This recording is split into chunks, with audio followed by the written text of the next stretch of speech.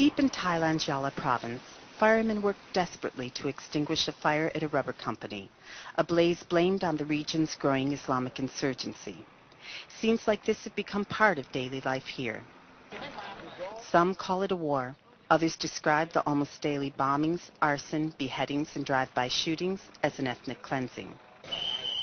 But whatever it is called, it does not change the fact that more than 2,000 people have died since the Muslim insurgency flared up in 2004 in Thailand's Muslim-majority southern provinces of Pattani, Yala, and Narathiwat.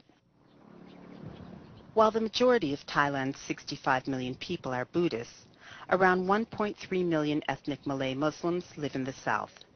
Most identify more with Muslim Malaysia and the Malayu language than with Thai Buddhists. Many have long complained of discrimination and attempts at forced assimilation since Thailand annexed the region 100 years ago. The shadowy insurgents have never clearly identified themselves nor made public demands. Many officials and analysts believe they want to establish a separate Islamic state.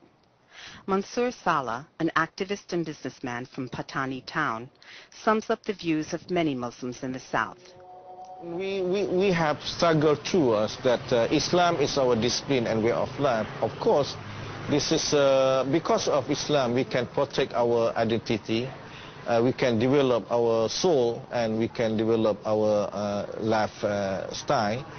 So the outside should understand that Islam is the main role of religion here, not Buddhist. Panitan Watanayagorn, a political scientist at Bangkok's Chulalongkorn University, says that as the violence escalates, the goal of the insurgents becomes clearer. And now the ideas of independence becoming clear on the surface. Now the idea of being a Malayu, based, town, driving out other ethnic groups are being rising up on the surface. And now the ideas of becoming very much committed to religious causes now beginning to be on the surface. So this is very new to the southern Thailand. The rise of the more unified militancy, is here now. The insurgents attack symbols of the government, including the armed forces, schools, businesses, workers in critical industries such as rubber, and places deemed un-Islamic, like bars that serve alcohol. They also kill Muslims they view as government collaborators. The insurgents primarily target Buddhists in what is believed to be an attempt to drive them from the region. Officials estimate tens of thousands have fled over the past 3 years. Many of the Buddhist temples in the region have closed, and all are heavily guarded. This Buddhist temple in Pattani was bombed twice, and several of the monks were beheaded. Prasantan Pariyawitan is the senior monk.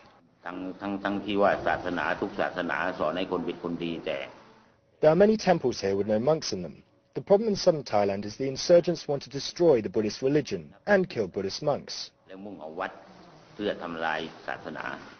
Although Prasantan says residents must find a way to work for peace, he fears that will not happen. And I think the point of the violence here is to run the Buddhists out of southern Thailand. Many Buddhists agree. Prayunde Kananruk is a lawyer and member of the local government. He lost everything when insurgents burned his rubber plantation down, and now, he says, he has lost faith in the government. The insurgents are destroying the region's economy, and the government cannot control the violence or protect the people.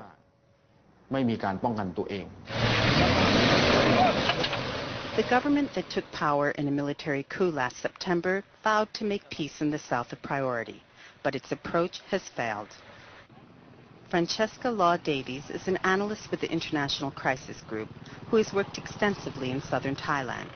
She says the escalation in violence proves the security forces have failed. I think it signifies that the security forces have proved incapable of fighting this insurgency, and that the rebels are increasingly confident and increasingly assertive. The Imam of the Central Mosque of Patani, Yaqub Hreimani, says Buddhists and Muslims used to live in peace and must find a way to do so again. I believe the Buddhists think the Muslims are responsible for the violence, and the Muslims do not know who is responsible for the violence. However, we must continue to try to bring peace to this land.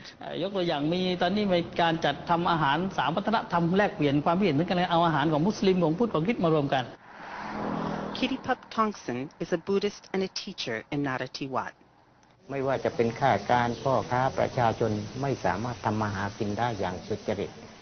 Now everyone is afraid. Teachers, officials, businessmen, everybody. We cannot go out to work because we are afraid. Once night falls, we never leave our homes. Many Buddhists and Muslims in southern Thailand say it is a tragedy that they, who once lived side by side in peace, now live in fear and animosity. Both sides worry that with trust and tolerance broken down, this conflict is poised to spiral out of control. Nancy Amelia Collins, VOA TV, Southern Thailand.